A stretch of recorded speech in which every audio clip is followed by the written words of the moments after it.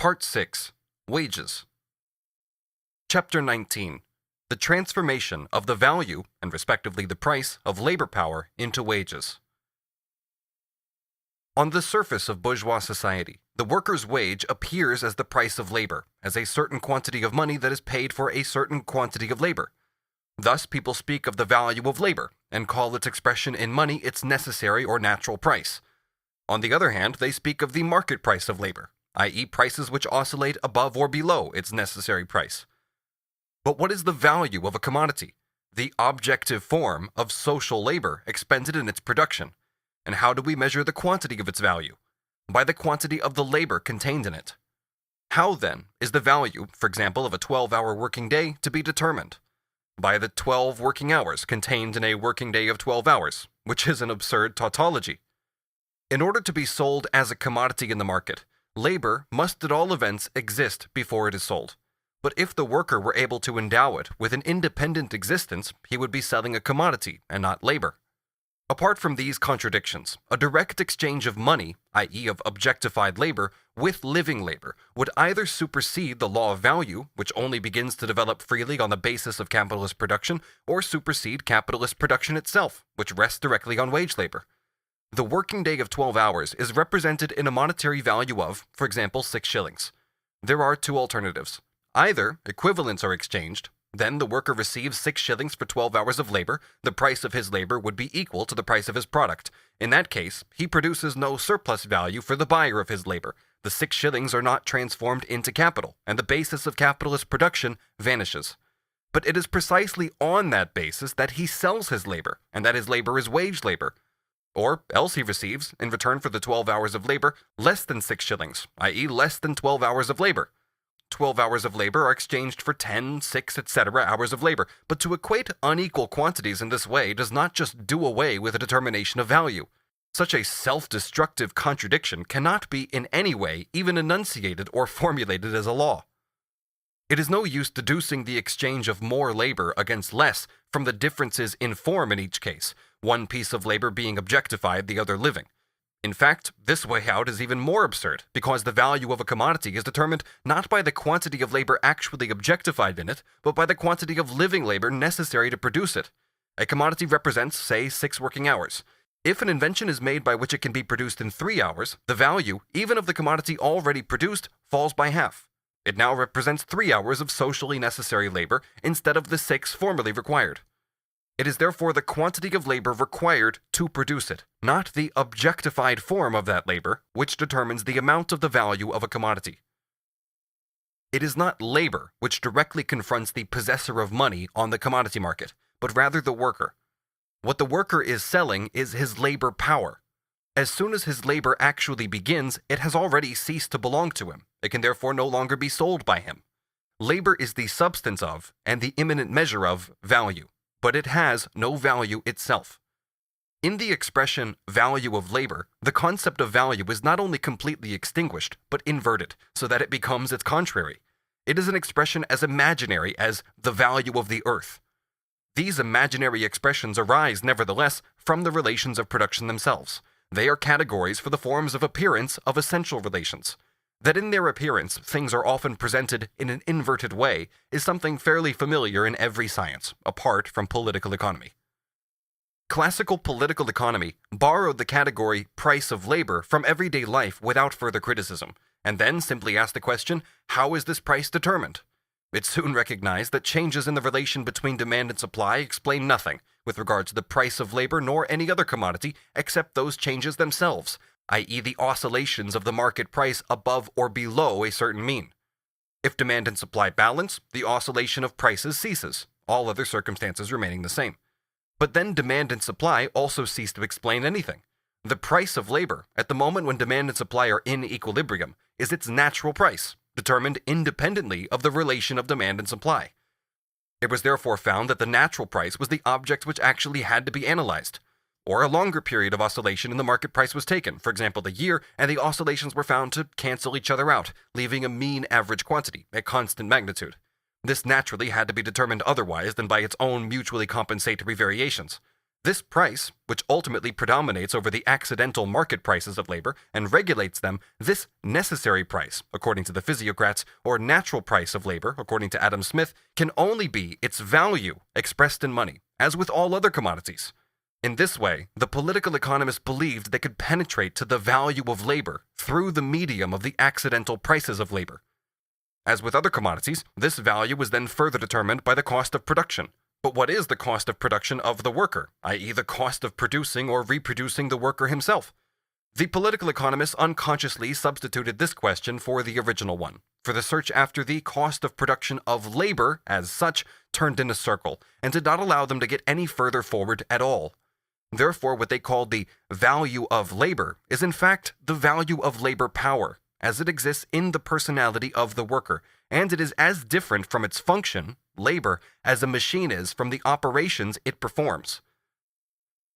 Because they were concerned with the difference between the market price of labor and its so-called value, with the relation of this value to the rate of profit and to the values of the commodities produced by means of labor, etc., they never discovered that the course of the analysis had not only led them from the market prices of labor to its presumed value, but also to the resolution of this value of labor itself into the value of labor power.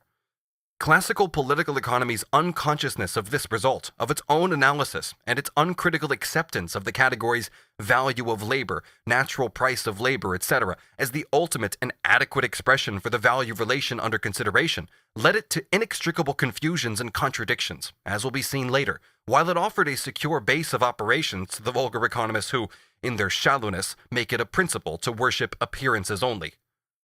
Let us first see how the value and the price of labor power is represented in its converted form as wages.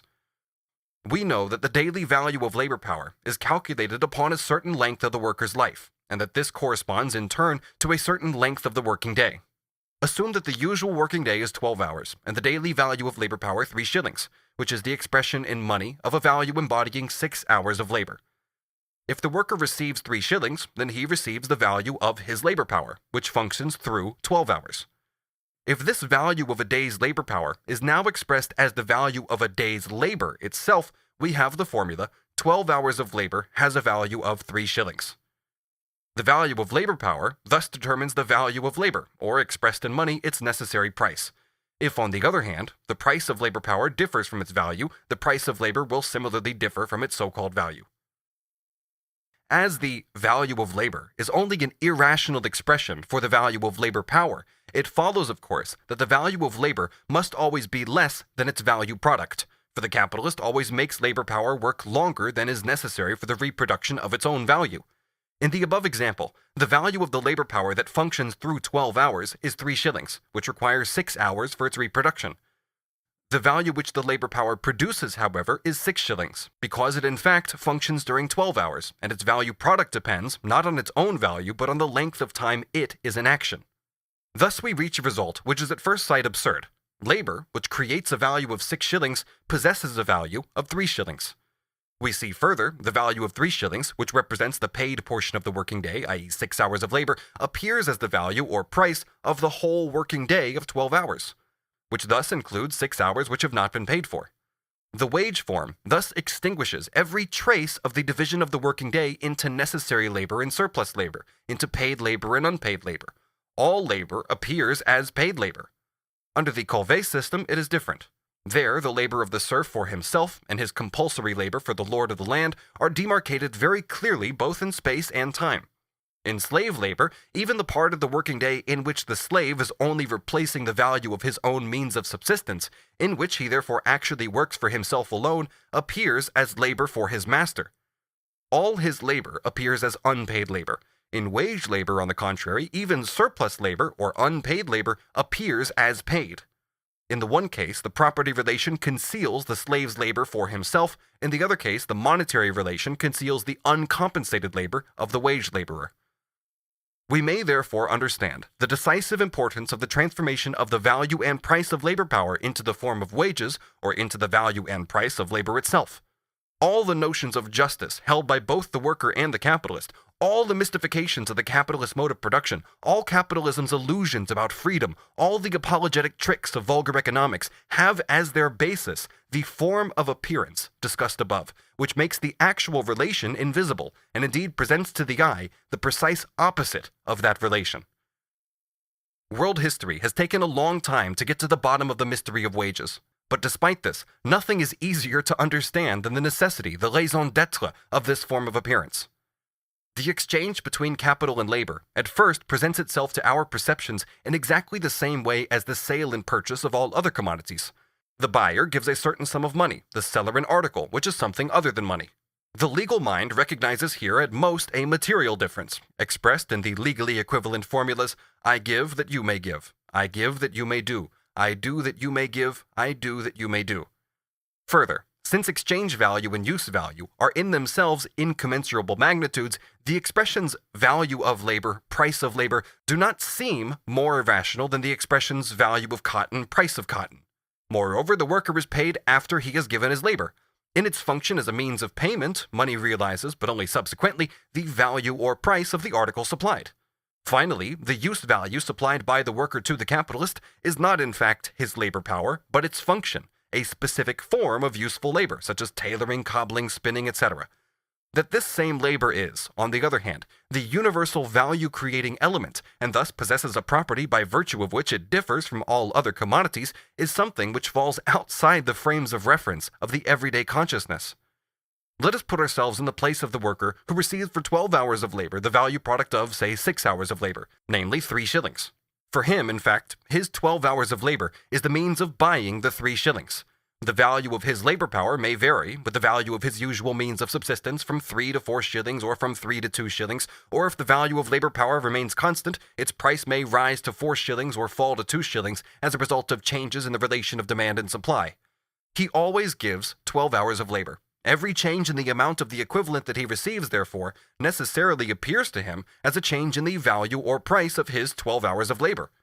This circumstance misled Adam Smith, who treated the working day as a constant quantity, into the opposite assertion that the value of labor is constant, although the value of the means of subsistence may vary, and the same working day, therefore, may represent more or less money for the worker. Let us consider, on the other hand, the capitalist.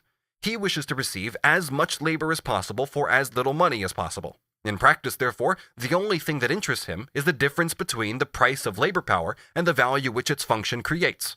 But he tries to buy all commodities as cheaply as possible, and his own invariable explanation of his profit is that it is a result of mere sharp practice of buying under the value and selling over it. Hence, he never comes to see that if such a thing as the value of labor really existed, and he really paid this value, no capital would exist, and his money would never be transformed into capital. Moreover, the actual movement of wages presents phenomena which seem to prove that it is not the value of labor power which is paid, but the value of its function, of labor itself. We may reduce these phenomena to 2 great classes. 1. Changes in wages, owing to the changes in the length of the working day. One might as well conclude that it is not the value of a machine which is paid, but that of its operation, because it costs more to hire a machine for a week than for a day. 2. Individual differences between the wages of different workers who perform the same function. These individual differences also exist in the system of slavery, but there they do not give rise to any illusions, for labor power is in that case itself sold frankly and openly, without any embellishment.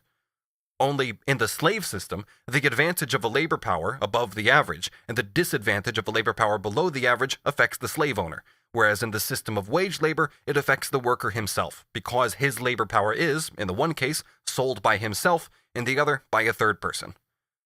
For the rest, what is true of all forms of appearance and their hidden background is also true of the form of appearance value and price of labor, or wages, as contrasted with the essential relation manifested in it, namely the value and price of labor power. The forms of appearance are reproduced directly and spontaneously as current and usual modes of thought. The essential relation must first be discovered by science. Classical political economy stumbles approximately onto the true state of affairs, but without consciously formulating it. It is unable to do this as long as it stays within its bourgeois skin.